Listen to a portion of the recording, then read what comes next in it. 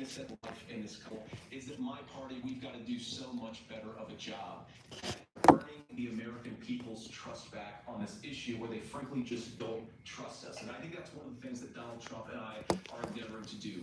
I want us as the Republican Party to be pro-family in the fullest sense of the word. I want us to support fertility treatments. I want us to make it easier for moms to afford to have babies. I want it to make it easier for young families to afford a home so they can afford a place to raise that family. And I think there's so much that we can do on the public policy front just to give women more options. Now, of course, Donald Trump has been very clear that on the abortion policy specifically, that we have a big country and it's diverse. And California has a different viewpoint on this than Georgia. Georgia has a different viewpoint from Arizona. And the way to handle this, as messy as democracy sometimes is to let voters make these decisions, let the individual states make their abortion policy. And I think that's what makes the most sense in a very big, Man, this is good. Let's be honest, sometimes a very, very messy and divided country.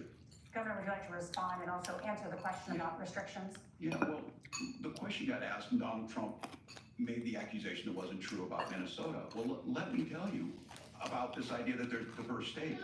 There's a young woman named Amber Thurman. She happened to be in Georgia, a restrictive state. Because of that, she had to travel a long distance to North Carolina to try and get her care. Amber Thurman died in that journey back and forth. The fact of the matter is, how can we as a nation say that your life and your rights, as basic as the right to control your own body, is determined on geography? There's a very real chance had Amber Thurman lived in Minnesota, she would be alive today. That's why the restoration of Roe versus Wade. When you listen to Vice President Harris talk about this subject and you hear me talk about it, you hear us talking exactly the same. Donald Trump is trying to figure out how to get the political right of this. I agree with a lot of what Senator Vance said about what's happening. His running mate, though, does not, and that's the problem. Governor, your time is up. Senator, let me ask you about that. He mentioned, it was, I think, referring to a national ban. In the past, you have supported a federal ban on abortion after 15 weeks. In fact, you said if someone can't support legislation like that, quote, you are making the United States the most barbaric pro-abortion regime anywhere in the entire world. My question is, why have you changed your position? Well, Laura, first of all, I never supported a national ban. I did during when I was running for Senate in 2022 talk about setting some minimum national standard. For example, we have a partial birth abortion ban in place in this country at the federal level. I don't think anybody's trying to get rid of that, or at least I hope not, though I know the Democrats have taken a very radical pro-abortion stance. But Nora, one of the things that changed is in the state of Ohio, we had a referendum in 2023, and the people of Ohio voted overwhelmingly, by the way, against my position.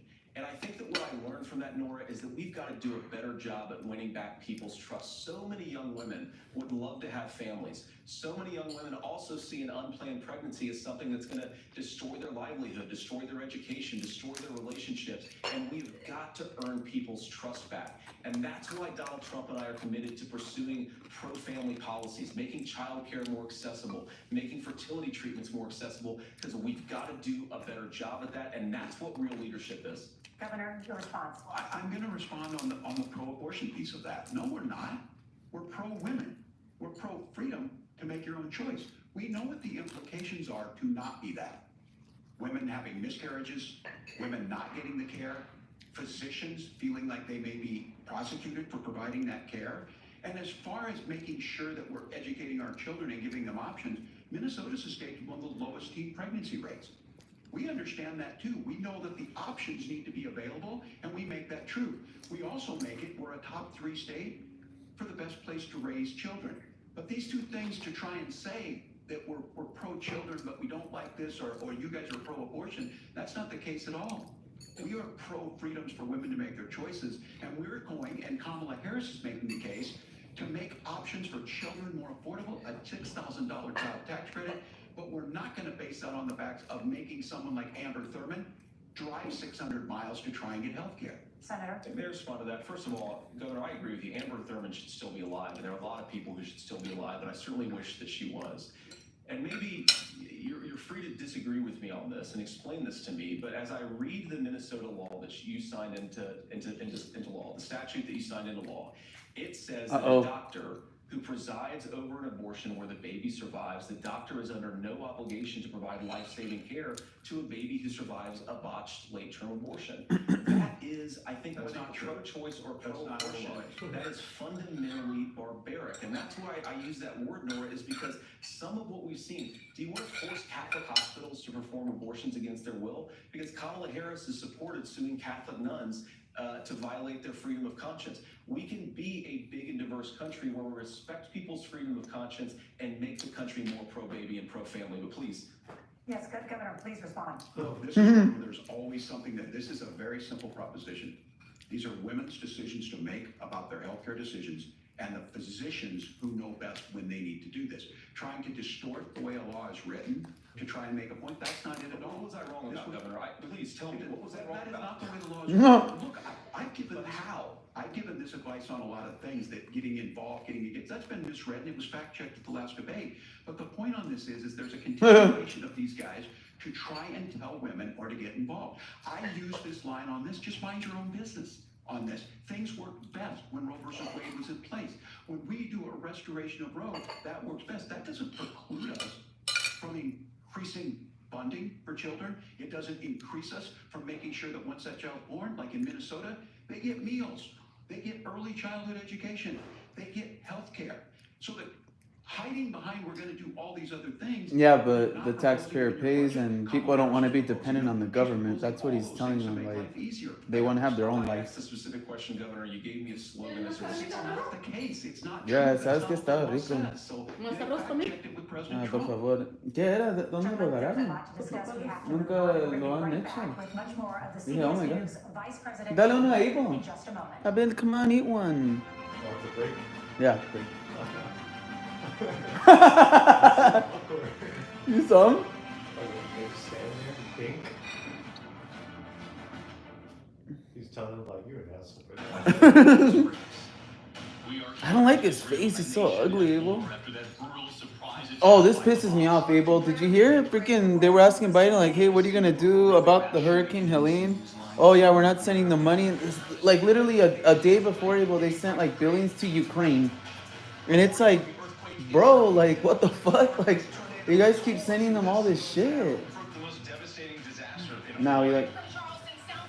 And look, Abel, I saw this tweet. Someone said, dude, like, not another dime should go to Ukraine until you, like, you know, fix this first, you know? Like, Trump was literally there, Abel, day one. Donates 25 million and got other donors to donate millions. Hola, papi. ¿No quieres esto? Come on, Abel, have one. Here, Te traigo tampoco. here, Abel, try it. It's really good. Abel. It's just a rib. What? I'm sure it's just a rib. No. It's different. It's like the skin. I want to be the office. Oh, I heard. Abel, what's this I hear about The Office coming back on Amazon Prime? Abel, they got grilled on Facebook. Nothing but hate comments like, I'm not watching this without Steve Carell. I think it's an Australian version. Oh, But Oh, that's I didn't know that. that's stupid. yeah, it's like a woman now. Fuck them, Abel. Fuck them. Fuck the View. They're all anti-Trump, Abel. All of them. Stupid bitch. I hate them, Abel. I want them to die already. Nice. Like, I went live, Abel.